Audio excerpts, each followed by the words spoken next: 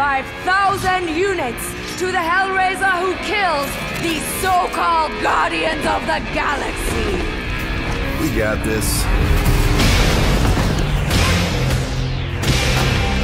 Guys, huddle up! We'll win this together. Hit the music!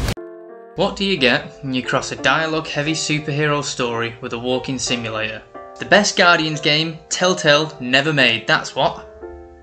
Joking aside, Guardians of the Galaxy does suffer from somewhat of an identity crisis, and therein lies the game's biggest flaw. It's never quite sure what it wants to be, and the experience is mixed because of this. That isn't to say that it doesn't have its moments though. When the game works, it's not only fun, but genuinely hilarious too. With that said, here is my review of Marvel's Guardians of the Galaxy. How you doing, buddy? Grand Unifier Raker, leader of the Church of Truths. During that ritual with the priest, they kept talking about a promise. It was like they were drinking funky juice or something. Or joined the cult. So let us investigate for you.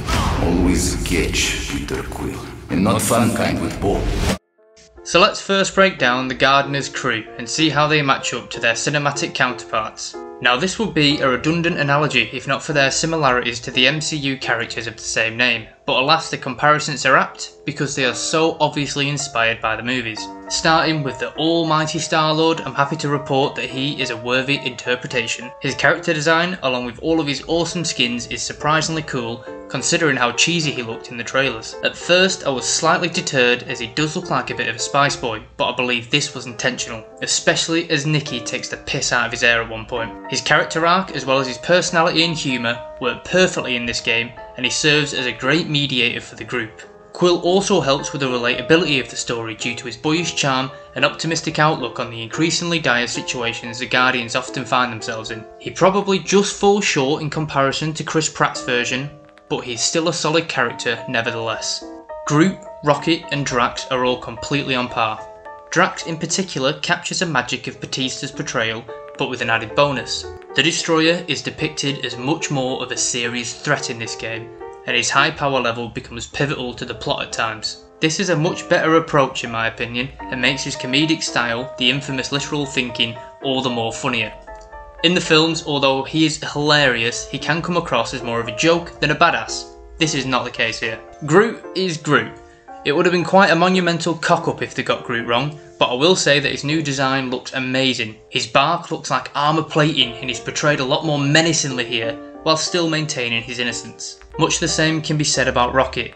He's pretty much a beat-for-beat copy of Brad Cooper's cinematic version. Funny, bombastic, irreverent and foul, all the things we've come to expect from our favourite abomination. The biggest and most welcome improvement comes in the form of Gamora.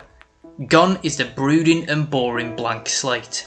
Instead, she's replaced by a cynical yet bubbly version more akin to Drax than a depressed Killjoy.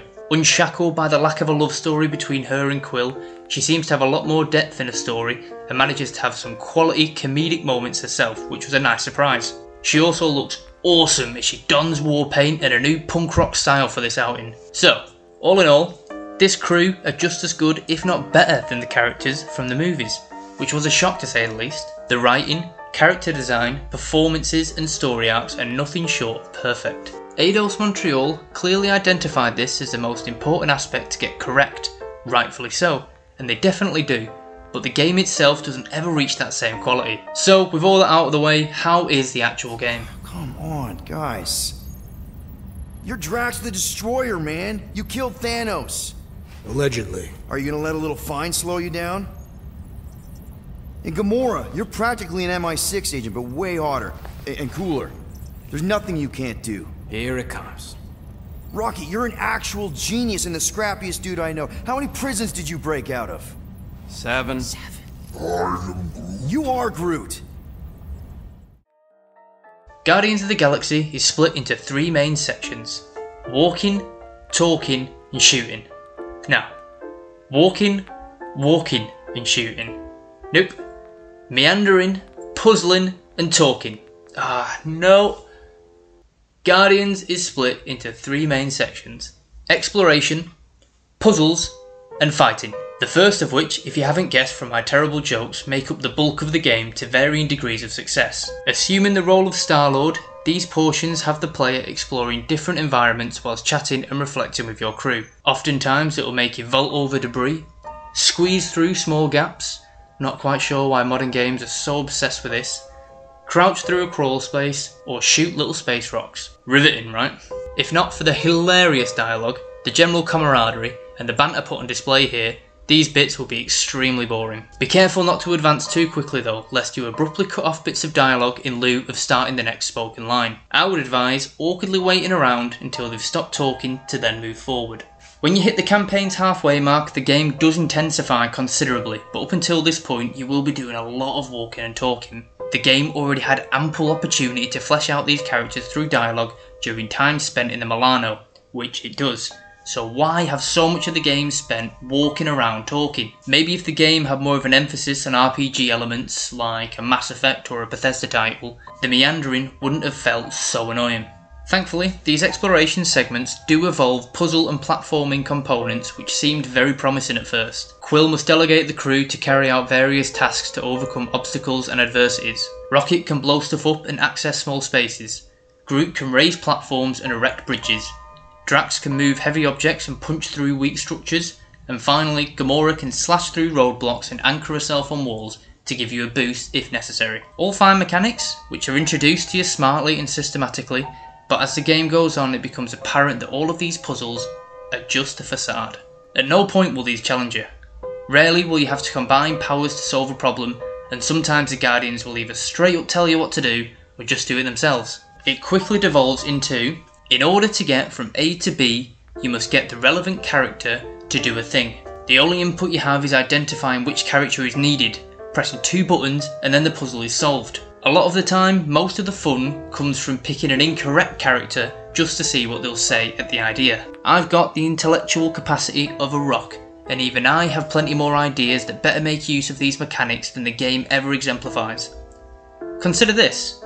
What if in order to get from A to B, Rocket has to blow up a cliffside so that it loosens a boulder, Drax can then move and position said boulder into useful proximity, Groot raises it to the desired elevation, whilst Gamora attaches herself to it to give you a boost. Again, I'm no expert and that's a very primitive puzzle, but at least it incorporates and combines all of the Guardian's abilities. In any case, I found the puzzles to be little more than forced and arbitrary roadblocks that were solvable without having to engage with them in any meaningful way. They do try and mix it up with Star-Lord's elemental guns, but unfortunately these follow the same formula, whereas there'll be something blocking your way, something abundantly obvious, and you'll have to choose which element is required to remove it. Again, I found this to be completely pointless and that it didn't add much value as it never worked in conjunction with the other puzzle elements. Speaking of Quill's gun though, the final main chunk of the game is combat.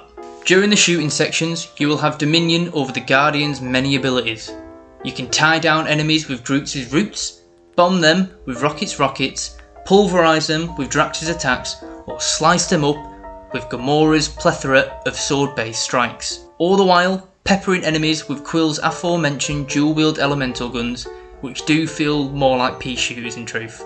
This all sounds good on paper, and I was particularly excited for the combat based upon what we saw from the coverage that preceded the release. I envisaged tactical, strategic and complex skirmishes, having to combine different abilities smartly depending on your opponent. This is not the case, and forget about any meaningful encounters on the lower or recommended difficulties. To get any challenge from this title, you must play it on higher difficulties, or it quickly boils down to button mashing as if it was a hack and slash. Once I discovered a certain tactic, I never deviated from it due to its effectiveness, no matter who my enemy was. I won't disclose it here, as it makes the game a lot easier and may deter any listeners from experimentation. Quill also yields his own abilities, including invincibility, as if we needed it. But like I said, once you figure out the most powerful one, it's not likely you'll deviate. These portions seem lacklustre, and for me, the weakest parts for a variety of reasons, not least of which what I've already mentioned. When executing your team's abilities, they will often teleport across the screen in order to fulfill a prompt which completely breaks immersion. Enemy AI is as basic as it comes, and I honestly didn't like the majority of them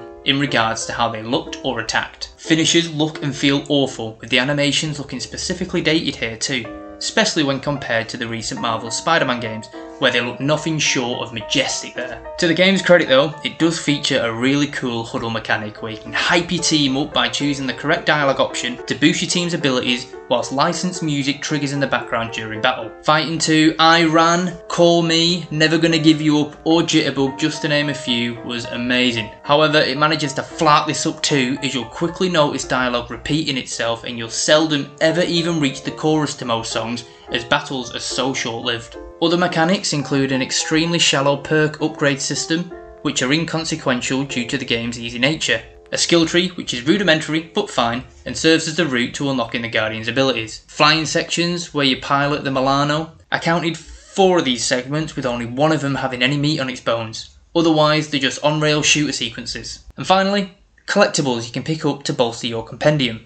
Add skins to your characters or act as conversation starters back on the Milano. These were plentiful and interesting, leaning on the game's strongest aspects, its story and its characters.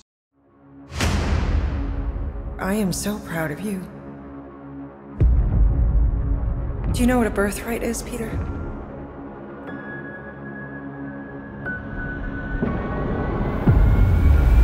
Something that's a part of you. Like your name. Gardeners of the Galaxy? What? No, Rocket! So I let Groot fill out the paperwork.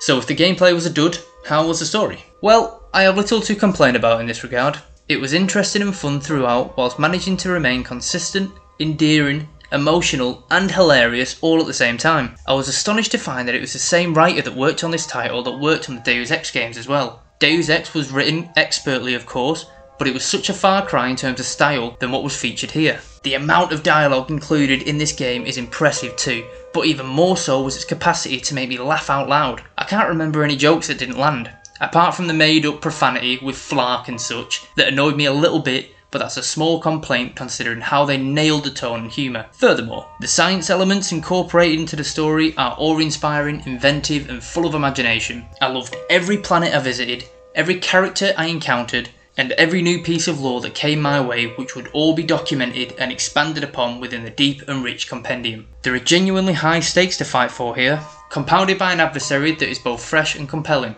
Although the cult-like villain is a little bit played out, it does allow for some fascinating story beats that wouldn't be possible to show otherwise. It wouldn't be a proper Guardians of the Galaxy game without a galaxy-wide threat, and it fulfills that promise tenfold. Apart from that, I'm not going to mention any more as I don't want to spoil anything. This is an adventure definitely worth experiencing for yourself, despite some of the shortcomings of the gameplay.